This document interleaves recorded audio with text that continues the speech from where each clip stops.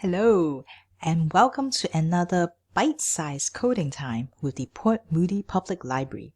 Today we're going to talk about broadcasting and how you would use broadcast when you are coding in Scratch. Broadcast is like a way for you to send secret messages. You can have a character send a secret message to another character, or a bunch of characters, or even to the background. And it is a way for you to control when you want things to happen and in what order you would like them to happen in. Such as when you want a character to start talking, or when you want a character to start jumping, when you want the game over screen to come up, for example. You can use broadcast to control the sequence of events in your story or your game. And it is a little bit like having a character go to another character and give it a little poke and say, hey, it's your turn to say your line, or it's your turn to do something now. So that the characters are, oh, okay, it's my turn. So that they don't all do whatever code they have to do at the same time. They can do it at different times. Now, of course, one of the other ways you can achieve that is by using the wait block, right? So you can have, for example, a character start talking, ask a question, and you know it takes about 10 seconds to ask that question. So then you make the second character wait 10 seconds and then start the code. However, if you have a very long story, for example, you have to keep trying to time it. And that would be really difficult because you have to keep making sure that you get the timing right that way. Broadcast is a much easier way for you to do that and to sequence your events without having to try to time out how long everything takes. So let's take a look at what broadcast is like in Scratch and how do we do that. Alright, so what I have here is a simple story. We have two sprites. We have a bear and a ghost. And right now I'm on the code for the bear, and the bear basically will start from the left edge of the screen. And then what it's going to do, it is going to walk. So by moving 10 steps, and then it's going to go repeat that walking motion 20 times. And as it's moving, it is also going to change costume. So it looks like it is walking. So you got the walking motion there. The ghost right now is going to reset itself to basically to turn invisible. So it's going to start off being invisible. And then it is going to show up and gradually show up. And then it will move a little bit as it shows up.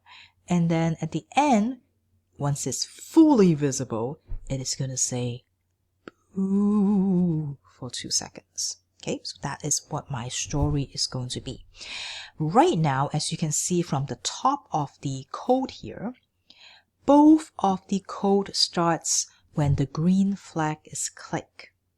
So they're both going to happen at the same time. So you can see this is the ghost block, and then you can see this is the bear code block, and they both start when the green flag is clicked. So if I play it right now, so let's click the green flag, you can see both things are happening at the same time. Alright, but what if that's not how I want my story to go? I want the bear to walk in the forest without suspecting that there's something strange going on, and then suddenly the ghosts start appearing. So I want the bear to start first, and then the ghost. How do we do that? Well, broadcasting is one way to do that. So let's see how we can change the sequence of my story. So you can find all the broadcasting blocks in the events section. Okay, so if I go into events, at the bottom, you will see that we have 3 different options for broadcasting. Okay, so we have broadcasting a message and receiving a message. So in this case, I want the bear to be the sprite to send a message, to the ghost. And then when the ghost receives the message, that's when I want the ghost to start doing its thing. So what we want is the bear to have this broadcast block. So let's go back here. I'm going to drag out my broadcast block and I'm going to put it at the bottom of the bear code because I want the bear to do all the walking first, and then when it is done, send that secret message to the ghost. Now right now the default is always just going to be called message 1. But just like last week when we talked about variables, we want to make sure that we name things in a logical way so that later on when we go back to our code, we know what this message does. Because if it just say message 1, that's not going to really help anyone to understand what this message do.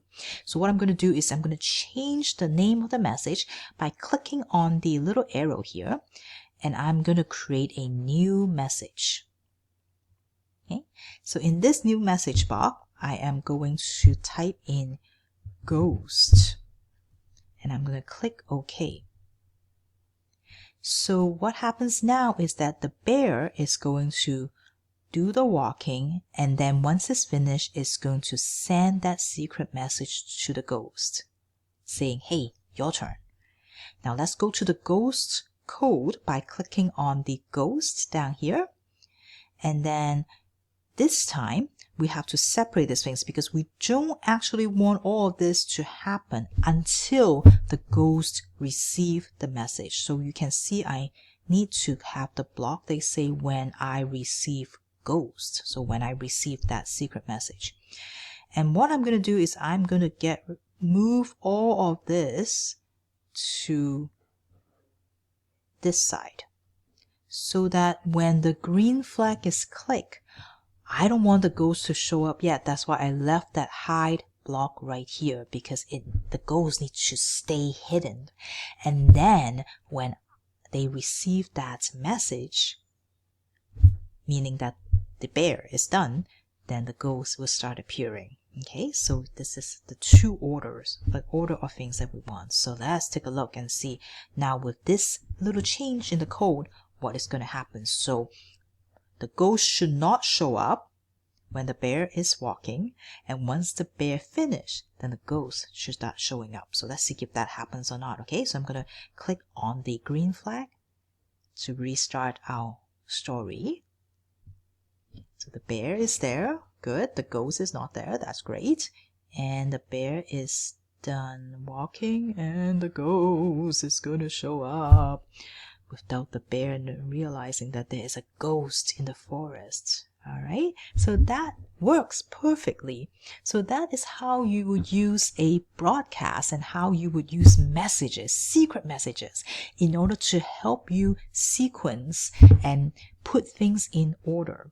Now, my challenge to you, now that you know how to use a message, is what if after the ghost is done, I want the bear to react? Okay, and how the bear is going to react is completely up to you. So you could have the bear scream, you could have the bear run away, whatever you like, whatever you think the bear should do. Maybe the bear will be like, ooh, a ghost, can we be friends or something? It's your story, so you can decide what you want to do.